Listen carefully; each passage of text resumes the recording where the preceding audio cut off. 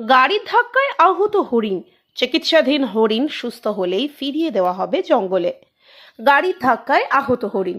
রক্তাক্ত হরিণকে উদ্ধার করে চিকিৎসা চালাচ্ছে বন বিভাগ। সুস্থ হলেই ফিরিয়ে দেওয়া হবে জঙ্গলে, দাবি বন দফতরের। ঘটনা বাঁকুড়ার জয়পুরে ফের গাড়ির ধাক্কায় গুরুতর আহত হলো এক হরিণ শাবক। ঘটনাটি ঘটেছে বাঁকুড়ার জয়পুর রেঞ্জের জয়পুর জঙ্গলে। বিষ্ণুপুর আরামবাগ রাজ্য সড়কে বন দফতর সূত্রে জানা গেছে, 29শে মার্চ একটি বছর তিনেকের হরিণ শাবক রাস্তা পারাপার করার সময় কোনো এক গাড়ির ধাক্কায় আহত হয়ে রাস্তার উপর ছিটকে পড়ে। তড়িঘড়ি জয়পুর রেঞ্জের কর্মী আধিকারিকরা হরিণ শাবকটিকে রক্তাক্ত অবস্থায় উদ্ধার করে জয়পুর রেঞ্জ অফিসে শুরু হয় চিকিৎসা। প্রাণী চিকিৎসকের অধীনে এখন চিকিৎসাধীন। বন দফতর জানাচ্ছে, পিছনের পায়ের দিকে একাধিক স্টিচ করতে হয়েছে, নাকেও চোট লাগে। এখন চিকিৎসাধীন রয়েছে। অনেকটা সুস্থের পথে হরিণ শাবক। নির্দেশ মতোই ফিট হলেই ছেড়ে দেওয়া হবে জঙ্গলে। হঠাৎ করে খবর পাই যে জঙ্গলের পাশে একটা হরিণ উন্ডেট অবস্থা পড়ে আছে। একটা পথচারী আমাদেরকে খবর দেয়।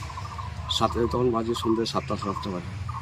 সাথে সাথে আমরা গাড়ি করে উদ্ধার করে নিয়ে আসি এবং বিএলডিও সাহেবকেও ডাকি। বিএলডিও সাহেব আসেন, আমাদের থানার ওসি সাহেবও আসেন, উনিও খবর পেয়েছেন। তো পাওয়ার পরে ওনাকে বিভিন্ন জায়গাতে অনেক আঘাত ছিল, আমরা সেখানে স্টিচ করা হয়েছে, অ্যান্টিবায়োটিক দেওয়া হয়েছে, স্যালাইন দেওয়া হয়েছে। কি মনে হয়, কি অনুমান করছেন কিভাবে হলো এটা? সম্ভবত কোনো ছোট গাড়ির অ্যাক্সিডেন্ট হয়েছে।